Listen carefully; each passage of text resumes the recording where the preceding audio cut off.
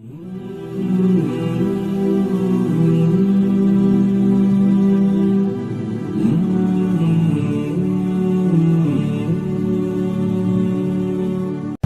علیکم ورحمۃ اللہ وبرکاتہ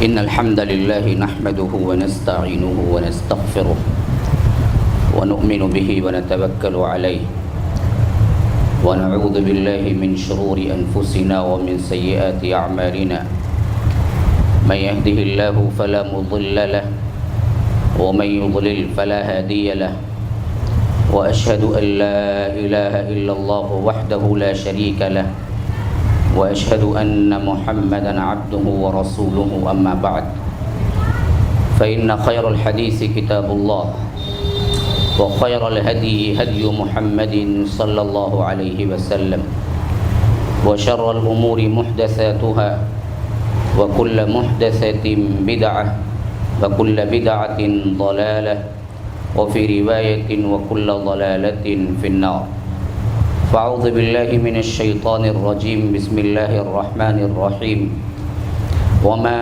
أمروا إلا ليعبدوا إلها واحدا لا إله إلا هو فأنى تؤفكون اللهم أرنا الحق حقا وارزقنا اتباعه وأرنا الباطل باطلا وارزقنا اجتنابه اللهم علمنا ما ينفعنا وانفعنا بما علمتنا وارزقنا علما رب اشرح لي صدري ويسر لي امري واحلل عقدة من لساني يفقهوا قولي اس اللہ کے نام سے ابتدا اس کے ناموں کی کوئی انتہا ہی نہیں ولو ان ما في الارض من شجرة اقلام والبحر يمده من بعده سبعة ابحر ما نفدت كلمات الله اس ذات اقدس پر کروڑوں درود و سلام ہو جو تمام جہانوں کے لیے رحمت للعالمین بن کے آئے تھے اللہم صلی علی محمد وعلی آل محمد کما صلیت علی ابراہیم وعلی آل ابراہیم انک حمید مجید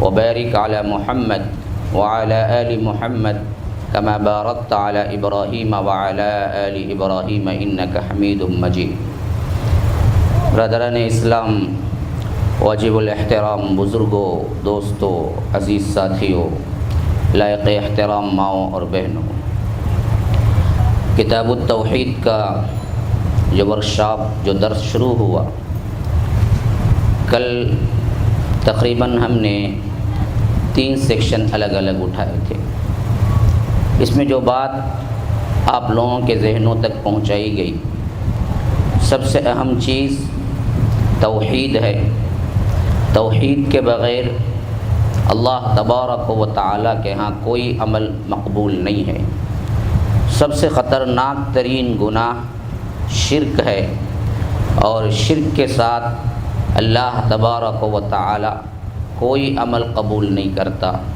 خواہ وہ حضرت نوح کا بیٹا کیوں نہ ہو حضرت ابراہیم علیہ السلام کا باپ کیوں نہ ہو محمد الرسول اللہ صلی اللہ علیہ وسلم کے چچا کیوں نہ ہوں یہ نسبتیں بھی جب کام نہیں دے سکتی تو پھر کسی اور کی نسبت کیا کام دے گی ان تینوں واقعات پر میں نے گزشتہ کی مجلس اختتام کی جس کے اندر لغوی اعتبار سے عقیدے کا معنی پھر توحید کے وہ لوازمات قسمیں جو کہ 3 قسمیں جیسا کہ آپ لوگ جانتے ہوں گے ربوبیہ الوہیہ اسماء و صفات اس کا خلاصہ اور شرک کی خطرناکی اب اسی تسلسل کے ساتھ جہاں تک مجھے معلوم ہو رہا ہے کل کے لوگ جو آج آئے ہیں آج نئے کوئی آئے ہیں تو ان کے لیے کچھ ایسی باتیں نہیں لگیں گی لیکن میں انشاءاللہ اس کو بھی کور کرنے کی کوشش کروں گا لیکن کل والے چہرے ہی نظر آ رہے ہیں تو اس واسطے میں آگے بڑھ رہا ہوں تمہید کے بغیر کہ توحید کی 3 قسموں میں ہم نے دیکھا کہ سب سے پہلی چیز توحید الربوبیہ اور ربوبیہ کو ہم نے کیسے سمجھا کوئی سمجھا سکتا ہے مجھے کہ ربوبیت کو میں نے کیسے سمجھایا 1-2 الفاظ میں کہ ہم کیسے سمجھنا چاہیے ربوبیت ربوبیہ لیکن اس میں سب سے اہم بات جو ذہن میں رکھنی چاہیے توحید ربوبیت قوم نوح سے لے کر حضرت عیسیٰ کے زمانے تک، حتیٰ کہ اللہ کے رسول صلی اللہ علیہ وسلم کے زمانے تک کے لوگ مانتے تھے، ربوبیت سے انکار نہیں تھا، اللہ کو مانتے بھی تھے، اللہ کا لفظ استعمال بھی کرتے تھے، اللہ کو پکارتے بھی تھے، اللہ تبارک و تعالیٰ کے عرش کو بھی مانتے تھے، اللہ کھلانے والا ہے، مارنے والا ہے، رزق دینے والا ہے، پرورش کرنے والا ہے، بارش برسانے والا ہے، ہم کو اللہ نے پیدا کیا۔ یہ عام اعتقادات جتنے بھی ہیں وہ سب کے سب کیا ہیں؟ حضرت نوح سے لے کر اللہ کے رسول صلی اللہ علیہ وسلم تک کے جتنے قومیں گزری وہ سب اس معاملے میں مانتے تھے، کوئی اختلاف نہیں تھا۔ ماننے کے باوجود بھی ان کو کافر مشرک کیوں کہا گیا؟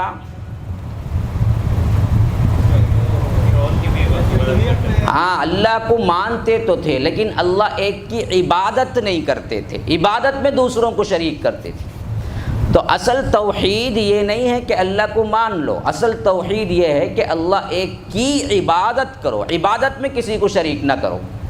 اور مراسم عبودیت یعنی اتنے بھی جو ایکشن ہیں عبادت کے وہ اللہ کے لیے خالص ہونی چاہیے، یہ کسی اور کے لیے جائز نہیں، کوئی بھی ہو، خواہ وہ کہے قیام ہو، قوما ہو، رکوع ہو، سجود ہو، دعا ہو، نظر ہو، نیاز ہو، محبت ہو، خوف ہو، رجا ہو، جو بھی ہو، سب کا سب صرف اللہ کے لیے کرنا چاہیے۔ تو ربوبیت کے اعتبار سے توحید انبیاء کرام پہنچانے نہیں آئے تھے، وہ توحید تھی ان کے پاس۔ الوہیت کے اعتبار سے انبیاء کرام توحید کو پہنچانے آئے تھے۔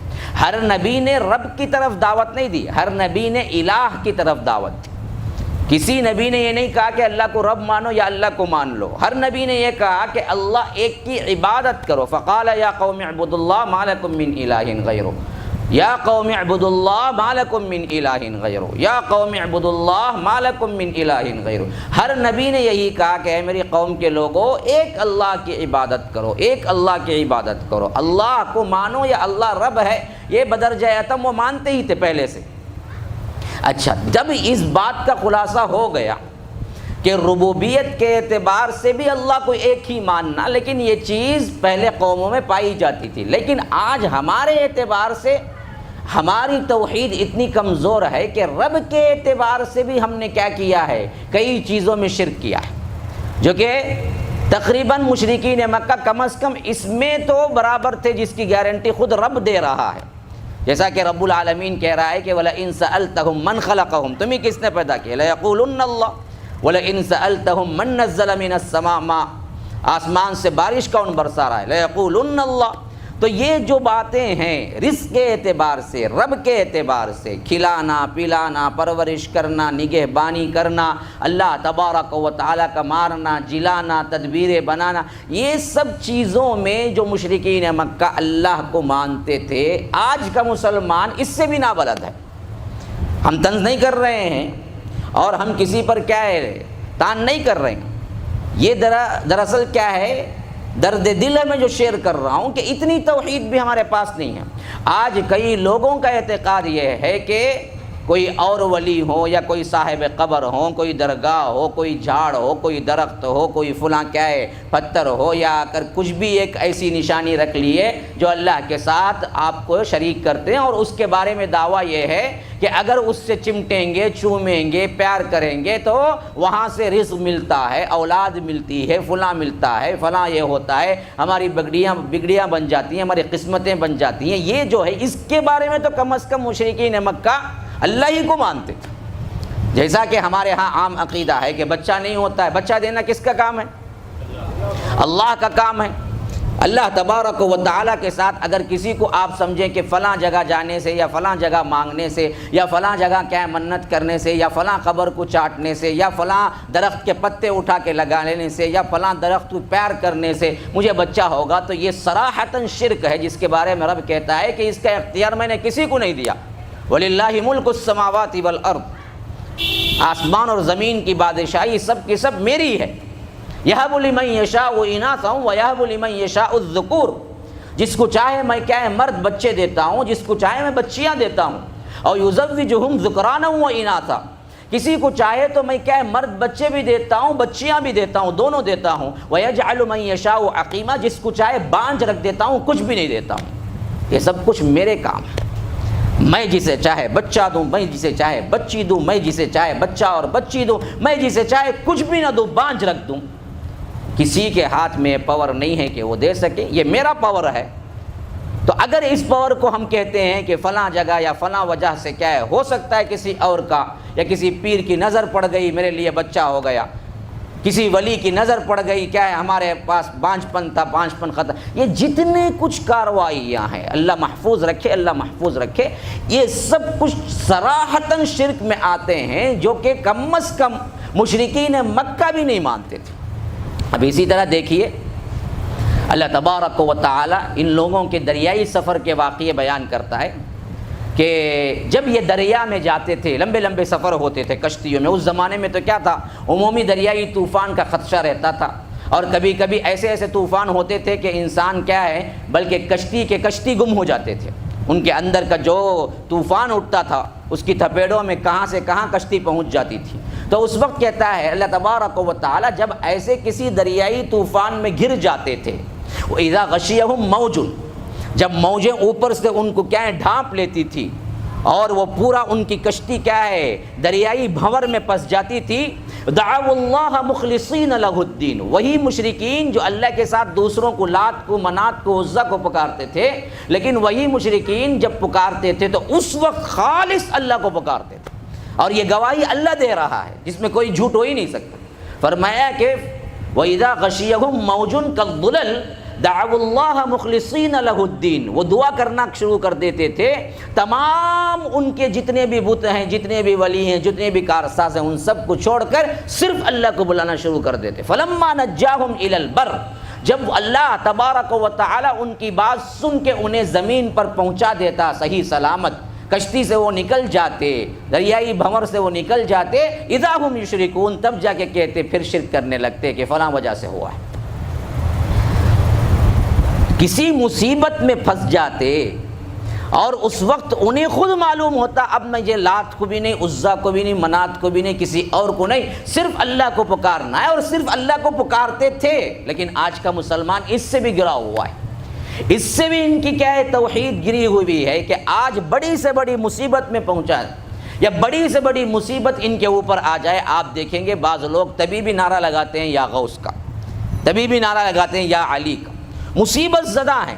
اس وقت بھی انہیں سمجھ نہیں آتا ہے کہ اتنی توحید بھی ہمارے اندر باقی نہیں رہی، اس واسطے کہ ہمیں اللہ کی وحدانیت اور اللہ تبارک و تعالی کی توحید کے بارے میں صحیح علم نہیں ہے۔ اصل وجہ یہی ہے کہ اللہ تبارک و تعالی کی تعریف، اس کی قہاریت، اس کی جباریت، اس کی ملکوتیت، اس کی بادشاہت اور اس کی طاقت، اس کا کوئی اندازہ نہیں۔ اسی لیے اللہ نے فرمایا وما قدر اللہ حق قدر، بڑی پیاری آیت ہے سورہ انعام کی، فرمایا وما قدر اللہ حق قدر، اللہ کی جس طرح قدر کرنی چاہیے ویسے تم نے قدر نہیں کی۔ اصل میں اللہ کو تو مانتے تھے، اور دوسری جگہ سورہ یوسف کے آخری میں وَمَا يُؤْمِنُ أَكْثَرُهُمْ بِاللَّهِ إِلَّا وَهُمْ مُشْرِكُونَ۔ اللہ اکبر۔ جو لوگ کیا ہیں جہاں مغالطہ دیتے ہیں، جو لوگ کیا ہیں لوگ کہتے ہیں کہ بھائی مسلمان ہے تو شرک کر ہی نہیں سکتا، ہم سب کیسے مشرک ہو گئے؟ دیکھیے یہاں پر دیکھیے اللہ تبارک و تعالی کیا فرما رہا ہے سورہ یوسف کے وَمَا يُؤْمِنُ أَكْثَرُهُمْ بِاللَّهِ، اللہ پر ایمان لانے والوں میں اکثر لوگ مشرک ہیں۔ وَمَا يُؤْمِنُ أَكْثَرُهُمْ بِاللَّهِ إِلَّا وَهُمْ مُشْرِكُونَ، ایمان لانے والوں میں اکثر لوگ اس حالت میں ہیں کہ اللہ کو مانتے تو ہیں لیکن شرک بھی ساتھ ساتھ کر رہے ہیں۔ اب یہ ہماری حالت پر ایک تبصرہ میں نے آپ لوگوں کے ذہنوں میں دیا تاکہ آنے والی بات آپ کو سمجھ آئے۔ اب آئیے توحید کی 3 قسموں کو سب سے پہلے ہم اصطلاحی اعتبارات سے سمجھیں۔ توحید الربوبیہ کا معنی یہ ہے اللہ کے جتنے کام بندوں کے لیے ہیں، بولو اللہ کے جتنے کام بندوں کے لیے ہیں ان سب میں اللہ کو ایک ماننا۔ اللہ کے جتنے کام بندوں کے لیے ہیں کا مطلب کیا ہے؟ اللہ نے ہمیں پیدا کیا ہے تو اس کی ذمہ داری ہے نا، وہ خود کہتا ہے نا میری ذمہ داری ہے میں تمہیں کھلاؤں، میں تمہیں پلاؤں، میں تمہیں کیا ہے کپڑے پہناؤں، میں تمہیں کیا ہے عزت دوں، میں تمہیں کیا ہے عزت پہنچاؤں، یہ سب اللہ کے کام بندوں کے لیے۔ تو اللہ کے جتنے کام بندوں کے لیے ہیں اس میں اللہ کو ایک ماننا، کسی کو شریک نہ کرنا۔ تو اس کو عربی میں اگر مختصراً کہیں گے تو کہیں گے توحید اللہ بافعالہ، اللہ کے جتنے کام بندوں کے لیے ہیں، اللہ کے جتنے کام بندوں کے لیے ہیں اس میں اللہ کو ہی ایک ماننا، کوئی اور شریک نہ کرنا، اس کو کہتے ہیں توحید اللہ بافعالہ، اللہ کے جتنے کام۔ اچھا توحید الالوہیہ کیا ہے؟ بندوں کی جتنی عبادتیں، جتنے ایکشنز اللہ کے لیے ہیں اس میں صرف اللہ ہی کے لیے کرنا، کسی اور کے لیے نہ کرنا۔ وہاں اللہ کے کام وہ ربوبیت ہے، بندوں کے جو کام رب کے لیے ہیں کیا کیا ہیں بندوں کے اوپر؟ اس کو سجدہ کرنا، اس کی عبادت کرنا، اس کو پکارنا، اس کو غائبانہ ڈرنا، اس سے غائبانہ محبت رکھنا، نظر نیاز کرنا، اللہ تبارک و تعالیٰ سے ڈرنا، خوف کھانا، اللہ تبارک و تعالیٰ کے لیے دینا، خرچ کرنا، اتنے بھی اعمال ہیں جو کہ رب کو کرنے کے ہیں وہ سب کے سب صرف اور صرف اللہ ہی کو کرنا، اس میں کسی کو شریک نہ کرنا۔ اس کو مختصراً عربی میں ہم کہیں گے توحید اللہ بافعال العباد، اللہ کے بندوں کے جتنے کام اللہ کے لیے ہیں اس میں ایک کرنا۔ اچھا میں ایک واقعے سے آپ کو سمجھاتا ہوں اس کو اور تاکہ ذہن میں اچھی طرح بیٹھ جائے۔ اللہ کے رسول صلی اللہ علیہ وسلم ایک مرتبہ جا رہے تھے، گدھے کی سواری تھی۔ دیکھیے کتنے متواضع تھے، کتنے منکسر المزاج تھے اللہ کے رسول صلی اللہ علیہ وسلم، گدھے پہ بھی سواری کر لیتے تھے۔ ہمارا تھوڑا سا کیا ہے مرتبہ بڑھ جائے تو ہم کہتے ہیں کہ نہیں جی ہم کو تو فلاں کار ہی میں بیٹھنے کی عادت ہے، ارے ہم ماروتی میں نہیں بیٹھیں گے بھائی، مرسیڈیز لے آؤ، میرا مرتبہ کیا ہے، میرا کیا ہے مقام کیا ہے۔ یہ اللہ کے رسول صلی اللہ علیہ وسلم کی تواضع تھی کہ یہ گدھے پر بھی سواری کیا کرتے تھے۔ اور اس میں کہتے ہیں حضرت معاذ کنت ردیف النبی صلی اللہ علیہ وسلم، میں اس کے پیچھے ردیف بنا۔ اور دوسری روایت میں آیا ہے جس گدھے پہ سوار ہو کے جا رہے تھے یقال لہ عفیر، اس گدھے کا نام عفیر تھا۔ گدھے کے بھی نام ہوا کرتے تھے اس زمانے میں، گھوڑوں کے بھی نام ہوا کرتے تھے۔ اس حد تک عرب کے اندر کیا ہے نسب کا اور اس حد تک نام پہچان کا انہی لحاظ سے ہوتا تھا۔ تو کہتے ہیں کہ ایک مرتبہ اللہ کے رسول صلی اللہ علیہ وسلم عفیر نامی ایک گدھے پر سوار جا رہے تھے اور میں ان کا ردیف بنا۔ ردیف کا مطلب ہے پیچھے بیٹھنے والا، گدھا ہوتا ہی اتنا ہی، اور گدھے پہ پیچھے بیٹھنا اور زیادہ مشکل کام ہے۔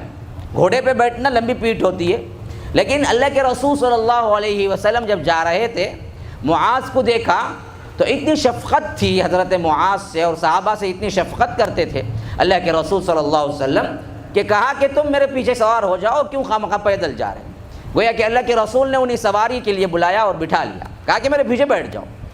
تو منع کرنے کے باوجود اللہ کے رسول نے سوار کر لیا۔ تو کہتے ہیں کہ کنت ردیف النبی صلی اللہ علیہ وسلم علی حمار، کہ میں ایک مرتبہ گدھے پر اللہ کے رسول صلی اللہ علیہ وسلم کا ردیف بنا، پیچھے بیٹھنے والا بنا، اور اللہ کے رسول ہم دونوں جا رہے تھے۔ تو اللہ کے رسول صلی اللہ علیہ وسلم نے کچھ دیر کے بعد پکارا یا معاذ، اے معاذ۔ تو حضرت معاذ نے جواب دیا لبیک و سعدیک یا رسول اللہ کے رسول صلی اللہ حاضر ہوں، فرمائیے، بالکل پاس میں ہوں، کیا آرڈر ہے، کیا حکم ہے۔ اب دیکھیے بالکل پاس میں بیٹھے ہوئے ہیں، بازو میں بیٹھے ہوئے ہیں، جس کو پکارنے کی بھی ضرورت نہیں، اگر وہ کہتے تو سنا ہی دے سکتا تھا، لیکن اللہ کے رسول نے انہیں پکارا، ایک بار نہیں۔ حضرت معاذ کہتے ہیں کہ تھوڑی دیر خاموشی رہی، پھر اس کے بعد اللہ کے رسول نے کہا کہ یا معاذ، کہا کہ لبیک و سعدیک یا رسول اللہ کے رسول یہیں حاضر ہوں، فرمائیے۔ پھر تھوڑی دیر گزری، پھر کہا یا معاذ۔ حضرت معاذ نے کہا کہ لبیک و سعدیک یا رسول اللہ کے رسول میں حاضر ہوں، فرمائیے۔ 3 مرتبہ متوجہ کیا، کیوں؟ بات ہی اتنی اہمیت کی تھی کہ اللہ کے رسول بار بار پکار کے توجہ حاصل کرتے تھے کہ غور سے سنو، میں جو بات کہہ رہا ہوں غور سے سنو۔ تو 3 مرتبہ پکارا، پھر اس کے بعد فرمایا کہ اتدری ما حق اللہ علی العباد وما حق العباد علی اللہ، معاذ تمہیں معلوم ہے اللہ پر بندوں کا حق کیا ہے اور بندوں پر اللہ کا حق کیا ہے؟ اب بڑا اہم عقیدے کا سوال تھا، جس کی وجہ سے اللہ کے رسول صلی اللہ علیہ وسلم نے حضرت معاذ کو بار بار پکارا، اتدری ما حق اللہ علی العباد وما حق العباد علی اللہ، کہ تمہیں معلوم ہے کہ اللہ کا حق، حالانکہ اللہ پر کوئی حق نہیں جتا سکتا، لیکن اللہ نے خود اپنے اوپر یہ حق عائد کیا ہے۔ اللہ اتنا رحمان الرحیم ہے کہ خود اپنے اوپر عائد کیا ہے، تو فرمایا کہ بندوں پر اللہ کا حق اور اللہ پر بندوں کا حق کیا ہے؟ قلت اللہ ورسولہ اعلم، حضرت معاذ نے کہا کہ اللہ کے رسول آپ بہتر جانتے ہیں۔ یہ اصحاب رسول اللہ عموماً جواب یہی دیا کرتے تھے، جب بھی سوال ہوتا تھا اللہ کے رسول صلی اللہ علیہ وسلم کرتے تھے تو صحابہ بڑھ کے جواب نہیں دیتے تھے، پتہ نہیں کون سے موتی علم کے جھڑے، کون سے موتی سمجھائیں، اس واسطے ہمیشہ یہی کہتے تھے اللہ و رسولہ اعلم، اللہ اور اس کا رسول بہتر جانتے ہیں، اللہ کے رسول بتائیے آپ۔ تو اللہ کے رسول صلی اللہ علیہ وسلم نے بتایا کہ دیکھو اللہ کا حق، حق اللہ علی العباد، اللہ تبارک و تعالی کا حق یہ ہے، اور حق العباد علی اللہ، اور بندوں کا اللہ پر حق یہ ہے کہ وہ ان یعبدوہ ولا یشرکوا بہ شیئا، صرف اللہ ایک کی عبادت کریں اور اس کے ساتھ کسی کو شریک نہ کریں، یہ بندوں کا اللہ پر حق ہے۔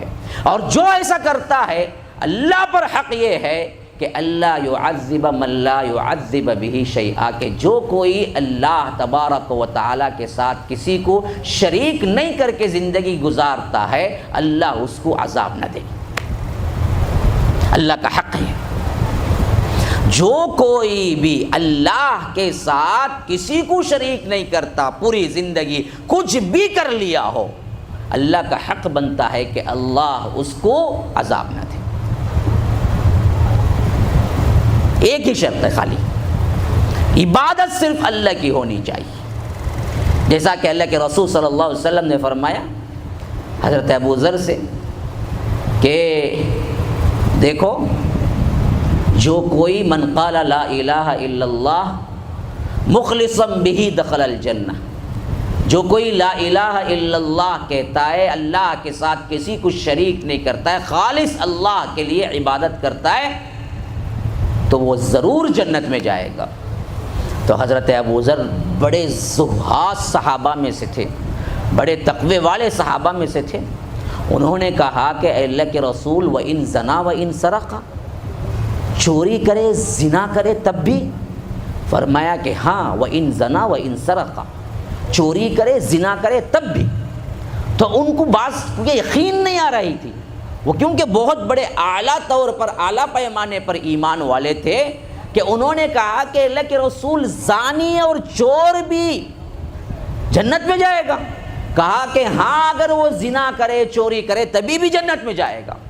تو پھر پوچھا وَإِن زنا وَإِن سرق، زنا کرے چوری کرے تب بھی؟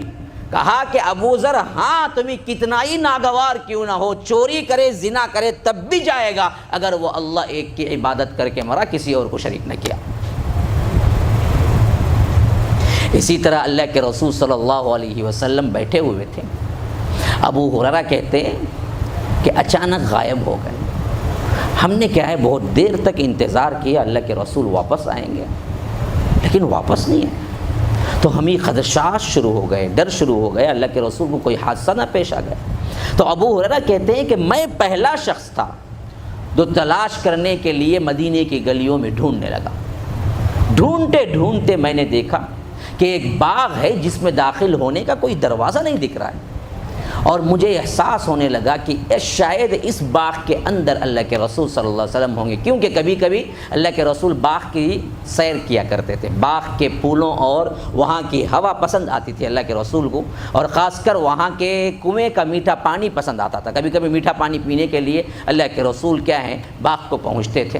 تو ابو ہریرہ کہتے ہیں کہ مجھے یقین سا ہونے لگا کہ یہاں اللہ کے رسول صلی اللہ علیہ وسلم ہیں، اور میں اطراف میں دیکھنے لگا اس میں داخل ہونے کا دروازہ کوئی ہے، یہاں تک کہ مجھے ایک سرنگ نظر آئی میں اس سرنگ سے ایسے اندر داخل ہوا جیسا کوئی کیا ہے چوپایا اپنے کیا ہے ٹانگوں کو موڑ کے اندر داخل ہوتا ہے، اس طرح میں اس سرنگ سے اندر داخل ہو گیا تو دیکھا کہ اللہ کے رسول صلی اللہ علیہ وسلم آرام فرما رہے ہیں، بیٹھے ہوئے ہیں۔ کہا کہ کون؟ میں نے کہا کہ ابو ہریرہ۔ پوچھا کیا چیز لائی تمہیں؟ کہا کہ اللہ کے رسول آپ ہمارے سامنے بیٹھے ہوئے تھے، اچانک غائب ہو گئے اور ہمیں ڈر شروع ہو گیا، ہمیں کوئی حادثے کا خدشہ ہوا اور میں پہلا شخص ہوں جو ڈھونڈتے ڈھونڈتے یہاں تک پہنچا۔ اللہ کے رسول نے میرے لیے دعائیں دی کہ کہا کہ تم نے کیا اتنی محبت کی، تم نے کیا ہے اس کے لیے مشقت اٹھائی، اللہ تمہیں اچھا رکھے۔ تو میں نے دیکھا کہ موڈ اللہ کے رسول کا بہت اچھا ہے آج، تو کہا کہ اللہ کے رسول اجازت دیں، آج میں آپ کا دربان بنوں گا، آج میں آپ کا دربان بنوں گا، یعنی میں آپ کا دروازے میں پہرا دوں گا، کوئی بھی آئے تو میں آپ کو بتاؤں گا کہ ملنے کے لیے فلاں آیا ہے۔ تو اس سے پہلے کہ اللہ کے رسول دربان بناتے، حضرت ابو ہریرہ سے فرمایا کہ ابو ہریرہ آج تمہیں میں علم کا ایک بہت اہم بلکہ اصول بتا رہا ہوں۔ کہ فرمایا کہ دیکھو جو کوئی بھی لا الہ الا اللہ کہے اور اس پر جم جائے مستقیماً بہا قلبا، اور اس کے ساتھ کسی کو شریک نہ کرے، تو یاد رکھو اس کے لیے جنت ہے۔ تو حضرت ابو ہریرہ نے کہا کہ اللہ کے رسول اتنی بڑی بات، کچھ بھی عمل کر لے لیکن اللہ کے ساتھ کسی کو شریک نہ کرے تو جنت میں ضرور جائے گا؟ کہا کہ ہاں ضرور جائے گا۔ تو انہوں نے کہا کہ اللہ کے رسول اتنی بڑی بات کو، اتنی بڑی خوشخبری کو آپ مجھے اجازت دیں گے کہ میں ہر ایک جو بھی باہر ملتا ہے میں جا کے کیا ہے اس سے بتا دوں اور اس کو کہہ دوں کہ دیکھو جو بھی لا الہ الا اللہ کہے گا اس کے لیے جنت ہے؟ تو اللہ کے رسول صلی اللہ علیہ وسلم نے اجازت دی کہ ہاں جاؤ، ہاں جاؤ۔ میں نے کہا کہ اللہ کے رسول اگر اکیلا جاؤں گا اور کہوں گا تو شاید لوگ مانیں گے یا نہیں مانیں گے، آپ کوئی نشانی مجھے دیجئے تاکہ میں آپ ہی کی طرف سے آ رہا ہوں یہ معلوم ہو جائے لوگوں کو۔ تو اللہ کے رسول صلی اللہ علیہ وسلم نے اپنے نعلین مبارک چپل نکالے اور کہا کہ لو یہ رکھو، میرے چپل کو تو سب جانتے ہیں، اور یہ بتانا اور کہنا کہ دیکھو میں اللہ کے رسول صلی اللہ علیہ وسلم کے پاس سے آ رہا ہوں، اور اللہ کے رسول صلی اللہ علیہ وسلم نے خوشخبری مجھے دی ہے کہ جو کوئی لا الہ الا اللہ کہے گا اس کے لیے اللہ تبارک و تعالی جنت کو واجب کیا ہے، اس کے لیے ضرور جنت ہے۔ تو میں چپل لے کے نکلا، باہر ہوا، جا رہا تھا، پہلے شخص کی ملاقات جو ہوئی وہ حضرت عمر سے ہوئی۔ اللہ کا کرنا دیکھیے، جلال والے، ہاں ذہین فتین دور اندیش، جن کے بارے میں اللہ کے رسول صلی اللہ علیہ وسلم نے کہا کہ اگر میرے بعد بھی نبوت کا سلسلہ ہوتا تو عمر نبی ہوتا، لا نبی بعدی، لیکن میرے بعد نبوت کا سلسلہ نہیں ہے تو میرے بعد کوئی نبی نہیں آئے گا۔ ہاں تو اتنا بڑا مقام تھا۔ تو حضرت عمر کی ملاقات ہو گئی، انہوں نے جیسے ہی دیکھا پوچھا ابو ہریرہ کہاں جا رہے؟ کہا کہ آپ ہی کے پاس گیا، کہ آپ سے ہی ملنا تھا، کہ آپ مل گئے مجھے۔ اچھا کہ کیوں، کیا ہے؟ کہا کہ دیکھو یہ چپل میرے پاس میرے ہاتھ میں ہے اور یہ نشانی ہے میں اللہ کے رسول صلی اللہ علیہ وسلم کے پاس سے آ رہا ہوں۔ اللہ کے رسول نے فرمایا کہ جو کوئی لا الہ الا اللہ کہا اور اس کے ساتھ کسی کو شریک نہ کیا، پوری زندگی صرف اللہ کی عبادت کی، تو اس کے لیے کیا ہے جنت ہے، خواہ وہ کچھ بھی کر لے۔ تو حضرت عمر کو اتنا غصہ آیا کہ کہتے ہیں حضرت ابو ہریرہ کہ ایک تھپڑ مارا سینے پہ جس کا درد مجھے اندر تک پہنچنے لگا۔ میں نے تو چیخ کے رو دیا کہ میں نے کہا کہ میں کیا غلطی کیا، میں تو وہی کہا جو اللہ کے رسول نے مجھے کہا تھا۔ کہا کہ میں خود پوچھتا ہوں ایسے ہی کہا تھا یا تم نے کچھ غلط سن لیا، چلو میرے ساتھ۔ تو گریبان کو پکڑا اور میرے کیا ہے اسی حالت میں مجھے کھینچتے ہوئے اللہ کے رسول صلی اللہ علیہ وسلم کے پاس آئے۔ اللہ کے رسول صلی اللہ علیہ وسلم کے پاس میں جب پہنچا تو کہتے ہیں ابو ہریرہ میری چیخیں نکل رہی تھی درد سے، اور میں کہہ رہا تھا کہ اللہ کے رسول دیکھیے عمر نے میرے ساتھ کیا کیا۔ اللہ کے رسول صلی اللہ علیہ وسلم نے پوچھا عمر کیا مسئلہ ہے؟ کہا کہ اللہ کے رسول کیا یہ بات آپ ان کو بتائے تھے کہ ہر کوئی جو ملے اس کو کہہ دیں کہ جو کوئی لا الہ الا اللہ کہتا ہے اس کے لیے جنت ہے؟ کہا کہ ہاں میں نے ہی کہا تھا۔ تو کہا کہ اللہ کے رسول اگر یہ بات سب کو کہہ دیں گے تو لوگ عمل کرنا چھوڑ دیں گے۔ یا رب ان کی فقاہت دیکھو، ان کی دور اندیشی دیکھو۔ انہوں نے کہا کہ اللہ کے رسول بات بالکل صحیح ہے، لیکن ہر کس و ناقص تک بات پہنچ جائے گی تو عوام اس کا غلط فائدہ اٹھائیں گے، عمل کرنا چھوڑ دیں گے۔ تو پھر تو اللہ کے رسول صلی اللہ علیہ وسلم نے پوچھا کہ اچھا ایسی بات ہے تمہاری، تو کیا کرنا ہے؟ کہا کہ اللہ کے رسول اس بات کو اپنے تک رکھیں، جو خواص ہوتے ہیں ان کو بات بتائیں گے، ورنہ تو کیا عوام تو کیا غلط مطلب نکال لیں گے۔ تو اللہ کے رسول نے کہا کہ اچھا عمر تم ایسا کہتے ہو تو بات چھوڑ دو، تم ایسا کہتے ہو تو بات چھوڑ دو۔ پھر اس کے بعد اس کو روایت کرنے والے دوسرے صحابی حضرت معاذ کے بارے میں آتا ہے کہ انہوں نے یہ بات اپنے سینے میں دفن کی ہوئی تھی، یہاں تک کہ موت کا وقت آ گیا تو انہوں نے سب کو بلا کے کہا کہ لوگوں دیکھو، ایک حدیث میرے سینے میں اب تک دفن ہے جو میں نے کسی کو نہیں بتلایا، آج میں بتلا رہا ہوں اس واسطے کہ میری موت قریب ہے اور میں مر جاؤں گا تو کہیں اللہ مجھ سے نہ پوچھے کہ حدیث تم نے کیوں چھپائی، حدیث چھپانے کا گناہ مجھ پر ہوگا، یہ گناہ میں اپنے ساتھ لے کے نہیں جا رہا ہوں، اس واسطے میں تعصباً عند موتہ، موت کے وقت میں گناہ کے ڈر سے یہ بات بیان کر رہا ہوں کہ اللہ کے رسول نے فرمایا جو لا الہ الا اللہ کہتا ہے اس کو ضرور جنت ہے۔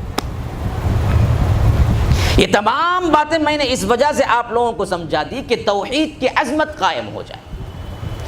اس کا مطلب یہ نہیں کہ کیا لا الہ الا اللہ یا آ کر اللہ کی توحید، اللہ کی عبادت کرو تو سب اعمال چھوڑ دو، یہ بات ہرگز نہیں ہے، لیکن بات اس کی اہمیت جان لو کہ یہ اتنی بڑی بات ہے، اگر یہ ایک ہو جائے تمہارے کروڑوں گناہ بھی آسمان تک بھی پہنچ جائیں، اللہ تبارک و تعالی معاف کرے گا اور ایک نہ ایک دن جنت جائے گا۔ اسی وجہ سے ہم دیکھتے ہیں بڑی درد مندی کے ساتھ کہنا پڑتا ہے مسلمانوں کو، آپ کو نمازی مل جائیں گے، آپ کو روزے دار بھی مل جائیں گے، آپ کو کثرت سے عمرہ کرنے والے بھی مل جائیں گے، آپ کو کثرت سے حج کرنے والے بھی مل جائیں گے، آپ کو کثرت سے تہجد گزار بھی مل جائیں گے، آپ کو کثرت سے عبادت کرنے والے بھی مل جائیں گے، لیکن ان سب میں فقدان جو ہوگا ہم دیکھتے ہیں آج امت مسلمہ کے اندر، یہ سب تو ہے لیکن توحید نہیں ہے۔ شیطان نے حملہ وہاں کیا، تم تہجد گزار بنو مجھے کوئی مسئلہ نہیں، کیونکہ کیا ہے تمہاری تہجد تو رب قبول کرنے والا نہیں، تم حج پہ حج کرتے رہو، تم عمرے پہ عمرے کرتے رہو، تم نمازیں پڑھتے رہو، تم صدقات کرتے رہو، تم زکاتیں نکالتے رہو، تم جوچائے کرتے رہو، اس سے مجھے کوئی فرق نہیں پڑتا۔ اگر تمہارے اندر شرک ہے، درگاہ پرستی ہے، تمہارے پاس کیا ہے کسی اور کے لیے بھی سجدہ ہے، کسی اور کے لیے بھی رکوع ہے، کسی اور کے لیے بھی قیام ہے، تو میں کیا ہے خوش ہوں کہ تمہارا سب عمل غارت ہے اور جہاں میں تمہیں بگاڑنا چاہتا ہوں تم وہیں پہنچنے والے ہو، مجھے کوئی تکلیف نہیں۔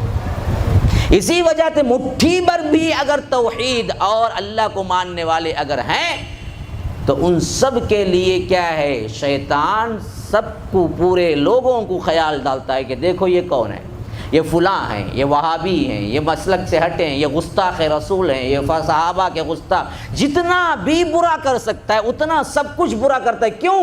ان کی توحید سے دوسرے لوگ فائدہ نہ اٹھا لیں اور شیطان کے پنجے سے نہ نکل جائیں۔ اس کی سب سے بڑی کوشش یہی ہے کہ انسان کچھ بھی کر لے لیکن توحید کے خیال اللہ ایک کی عبادت میں اکیلا نہ ہو جائے، کیونکہ اگر اللہ ایک کی عبادت ہے پھر تو میرے ہاتھ سے گیا، یہ تو جنتی ہے کسی نہ کسی مرحلے۔ تو آج اس واسطے ہی ہم دیکھتے ہیں مسجدیں خالی، درگاہیں آباد ہیں۔ اللہ اکبر، کتنا بڑا ظلم ہو رہا ہے اللہ تبارک و تعالیٰ کے حق میں۔ جہاں مسجدوں میں قیام ہونا ہے، جہاں مسجدوں میں سجدے ہونا ہے، جہاں مسجدوں میں اللہ کی حمد ہونی ہے، اللہ کی تعریفیں ہونی ہیں، وہاں کسی اور کی تعریفیں ہو رہی ہیں، کسی اور کے لیے سجدے ہو رہے ہیں۔ میں تو اپنے آنکھوں پہ کیا ہے کبھی کبھی تو بدن پہ کانٹے وہ آتے ہیں اللہ تبارک و تعالیٰ کی خشیت سے جب میں دیکھتا ہوں۔ مسجد میں بھی کئی لوگ قبل رخ ہو کے کیا ہے نماز پڑھتے ہیں، پھر بغداد کی طرف قبلہ کر کے کھڑے ہو کے کچھ کیا ہے فاتحہ پڑھتے ہیں۔ مسجد کے اندر، اللہ کی مسجد کے اندر اللہ کے ساتھ شرک ہو رہا ہے۔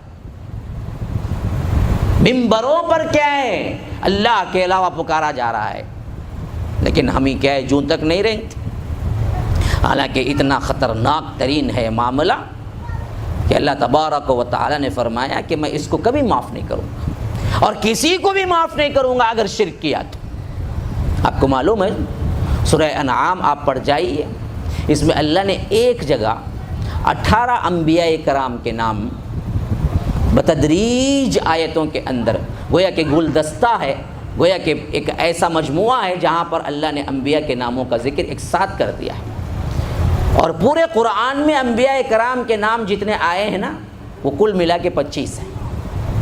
کل ملا کے کتنے ہیں؟ 25 نام ہی انبیاء کے قرآن میں آئے ہیں، اور ان میں ایک ہی جگہ 18 انبیاء کے نام آئے، ایک ہی جگہ سورہ انعام میں۔ اب میں پڑھ کے آپ کو بتاتا ہوں، آپ گنتے جائیے۔ وَتِلْكَ حُجَّتُنَا آتَيْنَاهَا إِبْرَاهِيمَ عَلَىٰ قَوْمِهِ وَتِلْكَ حُجَّتُنَا آتَيْنَاهَا إِبْرَاهِيمَ عَلَىٰ قَوْمِهِ نَرْفَعُ دَرَجَاتٍ مَّن نَّشَاءُ إِنَّ رَبَّكَ حَكِيمٌ عَلِيمٌ وَوَهَبْنَا لَهُ إِسْحَاقَ وَيَعْقُوبَ كُلًّا هَدَيْنَا وَنُوحًا هَدَيْنَا مِن قَبْلُ وَمِن ذُرِّيَّتِهِ دَاوُودَ وَسُلَيْمَانَ وَأَيُّوبَ وَيُوسُفَ وَمُوسَىٰ وَهَارُونَ وَكَذَٰلِكَ نَجْزِي الْمُحْسِنِينَ وَزَكَرِيَّا وَيَحْيَىٰ وَعِيسَىٰ وَإِلْيَاسَ كُلٌّ مِّنَ الصَّالِحِينَ وَإِسْمَاعِيلَ وَالْيَسَعَ وَيُونُسَ وَلُوطًا وَكُلًّا فَضَّلْنَا عَلَى الْعَالَمِينَ۔ 18 انبیاء کرام، ایک نام 2 مرتبہ آیا ہے، اس واسطے 19 ہو گئے، ورنہ پورے 18 انبیاء کرام کا نام آیا ہے جو ایک تسلسل کے ساتھ آیا ہے، ایک ہی جگہ۔ ہاں، ان ناموں کا ذکر کرتے ہوئے اللہ تبارک و تعالی نیچے آیت میں کہتا ہے اگر یہ سب کے سب بھی شرک کرتے وَلَوْ أَشْرَكُوا لَحَبِطَ عَنْهُمْ مَا كَانُوا يَعْمَلُونَ، ہم ان تمام انبیاء کرام کے اعمال کو بھی غارت کر دیتے اگر یہ بھی شرک کرتے۔ کون؟ ابراہیم، موسیٰ، عیسیٰ، داؤد، سلیمان، زکریا، یحییٰ، اسماعیل، الیاس، 18 انبیاء کرام کے نام لے کے فرمایا وَلَوْ أَشْرَكُوا، اگر یہ لوگ بھی شرک کرتے، ان کے اندر بھی شرک آتا، لَحَبِطَ عَنْهُمْ مَا كَانُوا يَعْمَلُونَ، کہ ان کے جتنے اعمال بھی تھے ہم ان سب کے غارت کر دیتے، ان کو کوئی اجر نہیں ملتا۔ انبیاء کرام جن کے بارے میں تصور بھی نہیں ہو سکتا ہے کہ یہ شرک کر سکتے ہیں، جو توحید کو قائم کرنے کے لیے، لیکن سنگینی اتنی ہے، خطرناکی اتنی ہے کہ اللہ بتا رہا ہے کہ دیکھو یاد رکھو شرک کو میں کبھی معاف نہیں کروں گا اگر انبیاء بھی، حالانکہ ہو نہیں سکتے، یاد رکھو، لیکن تمہیں یہ چیز یاد ہونی چاہیے کہ انبیاء بھی اگر آ جائیں گے اس میں تو ہم معاف نہیں کریں گے۔ اچھا، یہ تو انبیاء کرام کا جی ہے۔ سورہ زمر میں اس سے بڑی بات فرمائی وَلَقَدْ أُوحِيَ إِلَيْكَ وَإِلَى الَّذِينَ مِن قَبْلِكَ، اللہ کے رسول صلی اللہ علیہ وسلم اس وحی کو ہم آپ کی طرف بھی کر رہے ہیں، اس سے پہلے جتنے انبیاء کرام آئے تھے ان سب کی طرف بھی یہ وحی ہم نے کیے تھے۔ کیا وحی؟ فرمایا کہ لَإِنْ أَشْرَكْتَ لَيَحْبَطَنَّ عَمَلُكَ وَلَتَكُونَنَّ مِنَ الْخَاسِرِينَ، اگر آپ بھی شرک کریں گے، یا رب سلم، رب کس کی طرف خطاب کر رہا ہے؟ دیکھو، اشرکتا کون ہے؟ اللہ کے رسول مراد ہے وہاں پر۔ فرمایا کہ لئن اشرکتا، اگر آپ بھی شرک کریں گے، لیحبطن عملک، آپ کے تمام اعمال غارت ہو جائیں گے، ولتکونن من الخاسرین، اور آپ خسارہ اٹھانے والوں میں سے ہو جائیں گے۔ کن کو؟ اللہ کے رسول۔ تصور ہو سکتا ہے اللہ کے رسول اور شرک؟ کیوں بتا رہا ہے؟ تاکہ ان کے ذریعے سے ہم تک پیغام پہنچ جائے کہ یہ اتنا خطرناک ترین گناہ ہے، اگر یہ انبیاء بھی کریں تو معاف نہیں، اللہ کا رسول بھی کرے تو معاف نہیں۔ یاد رکھو، شرک سے مجتنب رہو۔ لیکن اشرکتا لیحبطن عملک ولتکونن من الخاسرین۔ تو یہ شرک، یہ توحید، ادھر توحید کی اہمیت پہ میں نے 2-3 واقعات، اور ادھر شرک کی سنگینی پہ 3 واقعات کل، اور آج 2-3 آیات آپ کے سامنے رکھ دیا ہوں۔ میں سمجھتا ہوں کہ ان دونوں کی حقیقت ایک حد تک آپ کے سامنے آ جائے گی کہ جتنا بھی عمل ہو، لیکن اس میں سب سے اہم عمل توحید کا ہے، اس کے بغیر کوئی عمل قابل قبول نہیں۔ اگر شرک ہے تو یاد رکھو پھر کوئی عمل اللہ کے ہاں قابل قبول نہیں۔ تو زندگی جب تک باقی تب تک آپ کو سدھر لینا اور حق توحید پر قائم ہو کر توحید کو پہلانے میں تن من دھن لگا دینا، یہی اصل ایمان ہے۔ آج پوری دنیا پہ جتنا وبال ہے، پوری دنیا میں مسلمانوں کی جتنی ذلت ہے، لوگ کہتے ہیں کہ ہمارے پاس پیسہ نہیں ہے، حکومت نہیں ہے، فلاں نہیں ہے، تعلیم نہیں ہے۔ اصل میں حقیقت میں یہ سب کچھ نہیں، جتنی ضلالت اور جتنی ذلت ہے ہمارے اندر، یہ سب ایک وجہ سے ہے، وہ ہے شرک، اس کے علاوہ کوئی نہیں۔ اگر ہم واقعتاً اللہ کو ماننے والے، ایک اللہ کے لیے عبادت کرنے والے بھی بن جائیں تو یاد رکھیے ہمیں وہی شان پھر مل سکتی ہے جو اللہ تبارک و تعالی نے اصحاب رسول اللہ صلی اللہ علیہ وسلم کو دیا تھا۔ آج ذلت و پستی کی واحد وجہ یہی ہے کہ ہم نے اللہ کے ساتھ دوسروں کی عبادتیں شروع کر لی، مسجدوں کے ساتھ درگاہوں کو آباد کرنا شروع کر لیا، کہیں جھنڈے پر، کہیں بنڈے پر، کہیں کیا ہے وردے پر، کہیں کیا ہے وزیر پر، کہیں کیا ہے ولی کے نام پر، کہیں کیا ہے اولیاء کے نام پر ہم نے کیا ہے وہ تمام اعتقادات شروع کر لیے جو کہ صرف اور صرف اللہ کے ساتھ ہونی چاہیے تھی۔ تو اللہ تبارک و تعالی نے بھی کیا کیا، ہمیں نکال کے پھینک دیا اپنی دامن رحمت سے کہ اب جو چاہے انہیں مارے، جو چاہے انہیں جو کچھ چاہے کرے، ہم ان کو اب کیا نہیں ہے، الیوم ننساہم کما نسوا لقاء یومکم ھذا، کہ تم نے بھلا دیا ہم نے بھی تمہیں بھلا دیا۔ موب لنچنگ کے جو واقعات اطراف و اکناف میں ہو رہے ہیں آپ نے دیکھا ہوگا، ابھی جمعہ کا میرا خطبہ اسی پر تھا چنئی میں، کوئی سننا چاہے تو یوٹیوب پہ چنے کہ ہماری حالت کیا ہو گئی ہے۔ امریکہ کا کوئی کتا مرتا بھی ہے تو عدالتیں قائم ہو کے پوچھتی ہیں کہ کیوں مرا، لیکن ہمارے گھروں پر بلڈوزر بھی چلا دیے جاتے ہیں تو کوئی نہیں پوچھتا کہ آخر اس کا جرم کیا تھا، یہ کیوں مارا گیا۔ ہم آہ بھی کرتے ہیں تو ہو جاتے ہیں بدنام، وہ قتل بھی کرتے ہیں تو چرچا نہیں ہوتا۔ تو یہ حالت، یہ ذلت، یہ پستی، یہ کیوں؟ کیا اللہ کا وعدہ ہمارے ساتھ نہیں ہے کہ تم ہی غالب رہو گے؟ وَلَا تَهِنُوا وَلَا تَحْزَنُوا وَأَنْتُمُ الْأَعْلَوْنَ إِن كُنتُم مُؤْمِنِينَ، بس ہمت نہ ہو، رنجیدہ نہ ہو، مایوس نہ ہو، تم ہی غالب رہو گے، شرط یہ ہے کہ تم مومن ہو، ایمان والے ہوگے تو تم ہی غالب رہو گے۔ تو آج ہم کیا ہیں، چھتے کی طرح بالکل کیا ہیں، کھوکھلی لکڑی کی طرح ہو چکے ہیں۔ تو وجہ کیا ہے؟ اس واسطے کہ توحید تو نام کی ہے، اصل توحید تو ہم جانتے بھی نہیں ہیں، نہ ہم صرف اللہ کے لیے عبادت کرتے ہیں، ہزاروں ولیوں کی، ہزاروں قبروں کی، ہزاروں جھنڈوں کی، ہزاروں ایسے اشیاء کی جو کہ کچھ حقیقت نہیں رکھتے، اللہ کے سامنے کیا ہے، اللہ کے ساتھ ملا کے ہم عبادت کرتے ہیں۔ تو اللہ وہ عبادتیں کیوں قبول کرے گا؟ اللہ کو شرک پسند نہیں، شرکت پسند رہے۔ اللہ تو اتنی شرکت بھی گوارا نہیں کرتا کہ آپ نماز پڑھتے پڑھتے خیال آ جائے کہ فلاں دیکھ رہا ہے، اور آپ جو سجدہ کرتے تھے یا رکوع کرتے تھے 15 سیکنڈ یا 20 سیکنڈ کا، تو آپ کے ذہن میں خیال آیا کہ کوئی دیکھ رہا ہے، تو آپ نے 20 سیکنڈ سے کیا کر دیا، 30 سیکنڈ کا سجدہ کر لیا۔ تو اللہ پوچھے گا کل قیامت کے دن، ہمیشہ 20 سیکنڈ کا کرتا تھا، 30 سیکنڈ کا 10 سیکنڈ کس کے لیے کی؟ وہ جو دیکھ رہا تھا اس کے لیے کہ وہ مجھے اچھا سمجھے، دکھاوے کے لیے؟ تو اللہ کہے گا کل قیامت کے دن، جاؤ جتنا بھی ہے نا پورا 30 سیکنڈ کے سجدے کا ثواب تو اسی سے لے لے، میں شرکت گوارا نہیں کرتا، میں کوئی ثواب تجھے دینے والا نہیں۔ اس لیے فرمایا کہ من صلی یرائی فقد اشرک، جو دکھاوے کے لیے نماز پڑھا اس نے شرک کیا۔ اتنی شرکت بھی اللہ گوارا نہیں کرتا، تو کھلے عام اللہ کو چھوڑ کر دوسروں کو پکارنا، یا غوث یا قادر کا نعرہ لگانا، تو یاد رکھو اللہ تبارک و تعالی چھوڑ دے گا، ایسے بخش دے گا۔ تو یہ حالت ہے جس کی وجہ سے آج امت مسلمہ کی پستی ہے۔ جب اس چیز کو اچھی طرح ذہن میں بٹھا لیے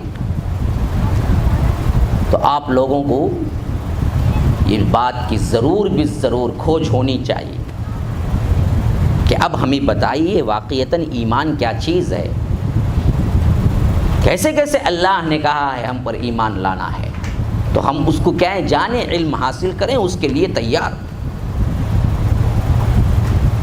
تو اللہ تبارک و تعالی نے انبیاء کرام کو جب بھی توحید کی دعوت دے کے بھیجا، کھلے عام اعلان کرنے کا حکم دیا کہ دیکھو ایک اللہ کی عبادت کرو، جس کی وجہ سے مار بھی کھائے، تکلیفیں بھی اٹھائی، لیکن پیغمبر آخر الزمان جناب محمد الرسول اللہ صلی اللہ علیہ وسلم آئے تو ظلم کی انتہا ہو گئی، جیسا کہ اللہ کے رسول صلی اللہ علیہ وسلم نے فرمایا کہ سب سے زیادہ اذیت مجھے دی گئی، کیوں؟ سب سے بڑا مشن میں لے کے آیا۔ پھر یہ مشن کو چھوڑا تو اللہ کے رسول ہم پہ چھوڑا۔ پچھلے زمانے میں انبیاء چلے جاتے تھے تو ان کی جگہ دوسرے انبیاء آتے تھے، کام توحید کا چلتا رہتا تھا، لیکن اللہ کے رسول کے بعد کوئی نبی نہیں اور ہمارے بعد کوئی امت نہیں، تو یہ کام توحید کا ہم ہی کرنے کے لیے اللہ کے رسول نے کیا ہے اعتبار کیا اور ہم پر چھوڑا۔ تو اصحاب رسول اللہ نے اپنا تن بندھن لگایا، اس کے بعد والوں نے، اس کے بعد والوں نے، آج جو توحید کو سمجھے ہیں ان پر ضروری ہے کہ وہ توحید کو پھیلائیں. جب تک پھیلانے کا وقت آئے گا اس سے پہلے یہ ضرورت ہے کہ آپ اس کو سمجھیں اچھی طرح. جس کے لیے آج کا یہ کیا ہے، کل سے یہ درس شروع ہوا ہے، اور آپ کو میں تھوڑے تھوڑے باتوں کے ساتھ واقعات بھی آپ کو ذکر کر رہا ہوں، اور آپ کے کیا ہے ایمان کی اعتبار سے کشش کو بڑھانے کے لیے بھی کیا ہے میں آپ کو جھنجھوڑ بھی رہا ہوں کہ دیکھو یہ خالی سن کے جانے کا نہیں ہے، یا سنی سنائی باتوں کا نہیں ہے، یا نیند کے غلطہ ہو کر سننے کا نہیں ہے. یہ پورا توجہ دے کے سن کے خود عمل اور دوسروں تک پہنچانے کی ذمہ داری ہے. خواہ چند لوگ کیوں نہ ہوں، لیکن یہ چند لوگ بھی اپنی زندگی کو قربان کرنے کا وعدہ کر لیں اور توحید کے لیے تن مندن لگانے کا، تو یاد رکھیے ایک ایک بھی 1000 کے برابر ہے. لیکن ہونا چاہیے. اگر آج بھی یہ نہیں ہوگا تو یاد رکھو پھر تو کیا ہے، اللہ کے عذاب سے کوئی نہیں بچ سکتا. جب شرک حد سے زیادہ ہو جاتا ہے تو پھر طوفان نوح جیسی کوئی عذاب کوئی چیز آتی ہے جو تمام کو زمین سے مٹا کے رکھ دیتی ہے. تو اللہ سے ڈرنا چاہیے کہ اللہ کا عذاب کبھی بھی آ سکتا ہے. اگر ہم یہ کام کرتے ہوئے عذاب کا بھی شکار ہو جائیں تو کم از کم کہہ تو سکتے ہیں نا، اے اللہ جب تک رہا دنیا میں تیری توحید کے لیے کام کرتا رہا. تو شاید اللہ تبارک و تعالی اس عذر کے بنا پر کہ ہمارے پاس پوری طاقت تو نہیں تھی تو اللہ بخش دے. لیکن یاد رکھیے اگر ہم نے اس پر کام نہیں کیا، ایمان بھی نہیں لایا، سیکھا بھی نہیں، تو پھر ہمارے پاس کوئی عذر نہیں ہے کہ ہم کہہ سکیں کہ اے اللہ پوچھے کہ میرے اوپر گالیاں ہو رہی تھی، میرے حق کو چھینا جا رہا تھا، میرے حق میں ڈاکے ڈالے جا رہے تھے، میرے علاوہ پکارا جا رہا تھا اور تم نے کچھ نہیں کیا. اللہ کے رسول نے فرمایا کل اللہ قیامت کے دن بلائے گا، پوچھے گا لوگوں نے مجھے گالی دی اور تم نے اس پر کچھ نہیں کہا. تو قوم کہے گی اے اللہ تو مالک الملک ہے، تو بادشاہوں کا بادشاہ ہے، تو شہنشاہوں کا شہنشاہ ہے، آخر تجھے گالی کون دے سکتا ہے؟ کس نے گالی دی؟ کہا کہ لوگوں نے یہ نہیں کہا کہ میرا بیٹا ہے. ہاں کہا، تو یہی تو میرے لیے گالی ہے. اللہ کہے گا کہ جنہوں نے کہا کہ مجھے بیٹا بھی ہے، قالت الیہود عزیر ابن اللہ وقالت النصارى المسیح ابن اللہ. نصارہ کہتے ہیں کہ مسیح اللہ کے بیٹے ہیں، اور یہودی کہتے ہیں کہ عزیر اللہ کے بیٹے ہیں، اور ہم کہتے ہیں کہ اللہ کے رسول نور من نور اللہ، اللہ کے نور کے ہی نور کا ٹکڑا ہے. ہمارے اندر بھی تو وہی خباثت آئی نا جی. ہم صرف بیٹا نہیں کہتے، لیکن جتنے بات بیٹا کہنے کے ہیں اتنی ہی باتیں ہم بھی لاتے. اللہ نے نور کے 4 ٹکڑے کیے، ایک نور اپنا رکھا، ایک نور اللہ کے رسول کو دیا. بلکہ یہاں تک بعض لوگ آگے بڑھ گئے کہ معراج میں جب اللہ کے رسول اوپر گئے تھے، 7 آسمانوں کو پار کیا، عرش کو پار کیا، اور اللہ سے ملاقات کے لیے گئے اور عرش پہ دیکھا تو کچھ نہیں ہے، کوئی نہیں ہے. اللہ کے رسول ادھر ادھر دیکھنے لگے، ارے اللہ کہاں ہے بھائی، عرش پر تو اللہ نہیں. تو بعد میں سامنے آئینہ رکھا ہوا تھا تو اپنے آپ کو دیکھے، تب معلوم ہوا ارے میں ہی اللہ ہوں. ہاں بعض لوگوں کو آپ نے کہتے ہوئے سنا ہوگا، احد اور محمد میں میم کا پردہ، الف ہا دال، احد اللہ کا نام، اور میم ہا میم دال محمد اللہ کا. اگر اس میں سے میم نکال دیں، دونوں میم، وہ بھی کیا بن جاتا ہے؟ احد بن جاتا ہے. تو احد جو تھا آسمانوں میں، محمد بن کے وہی زمین پہ آ گیا، پھر آسمان پہ جب گیا وہ احد بن گیا. گویا کہ اللہ اور محمد دونوں ایک ہی ہیں. نعوذ باللہ ثم نعوذ باللہ صلی اللہ علیہ وسلم. ہاں کتنے لوگ ہیں جو دھڑلے سے کہتے ہیں یہ بات بیانوں میں، بڑے بڑے اسٹیج پر. جو عرش پر کیا ہے مستوی ہوا خدا ہو کر، اتر پڑا مدینے میں مصطفیٰ ہو کر، یہ بھی کہتے ہیں. اتنا بڑا شرک، تکاد السماوات یتفطرن منہ وتنشق الارض وتخر الجبال ہدا. اتنی بڑی بات ہے اللہ کے ساتھ شرک کرنا، اللہ کو بیٹا ہے کہنا. کہ اللہ کہتا ہے کہ آسمان و زمین اس بات سے پھٹ پڑنے والے، تکاد السماوات یتفطرن من، آسمان ٹکڑے ٹکڑے ہونے والا ہے، وتنشق الارض، زمین ٹکڑے ٹکڑے ہونے والی، وَتَخِرُّ الْجِبَالُ هَدًّا، اور آسمان اور زمین کے ساتھ پہاڑ ریزہ ریزہ ہونے والے ہیں، أَن دَعَوْا لِلرَّحْمَنِ وَلَدًا، کہ اللہ کو اولاد ہے یہ کہنا اتنی خطرناک بات ہے۔ تو یہ اہمیت اگر جان لیں گے مسلمانوں، پھر تو آپ کی سب سے زیادہ توجہ توحید کو سیکھنے اور توحید کو پھیلانے کے لیے ہوگی، اور وہ درد دل پیدا ہوگا کہ آج ہمارے مسلمان بھائی کہاں جا رہے ہیں، کیسے برباد ہو رہے ہیں، کیسے جہنم کی طرف آنکھوں دیکھے جا رہے ہیں، اور آپ بیٹھے آرام سے متنجن بریانی کھا رہے ہیں، آپ کو کوئی فکر ہی نہیں ہے۔ ان لوگوں کو سمجھاؤ، ان لوگوں کو بلاؤ، ان لوگوں کو کیا ہے بتاؤ، اللہ کی وحدانیت توحید کیا ہے، شرکیہ افعال سے روکو، محبت سے سمجھاؤ۔ یہ کام ہمارے اندر نہیں ہو رہا ہے، تو کیوں نہیں ہو رہا ہے؟ تو ہمیں سمجھ نہیں ہے توحید کی، ہمیں خطرناکی معلوم نہیں ہے شرک کی۔ تو اللہ تبارک و تعالی ہمیں اس کی جیسے کما حقہ سمجھنا ہے سمجھنے کی توفیق عطا فرمائے۔ اللہ تبارک و تعالی اس کام کے لیے ہم سب کو چن لے آج کے دور میں، کہ ہم توحید کا پیغام لوگوں تک پہنچائیں اور اس کو سمجھیں، اس کو پڑھیں، اس کے لیے تن من دھن لگائیں۔ تو اللہ تبارک و تعالی سے دعا ہے کہ اللہ تبارک و تعالی ہمیں اس کو سمجھنے، اس پر عمل کرنے اور اس کو پھیلانے کی توفیق عطا فرمائے۔ آپ کیا ہیں وضو وغیرہ سے فارغ ہو کے نماز پڑھ لیں، پھر نماز کے بعد انشاءاللہ مغرب تک مسلسل سلسلہ جاری رہے گا۔ السلام علیکم ورحمۃ اللہ وبرکاتہ۔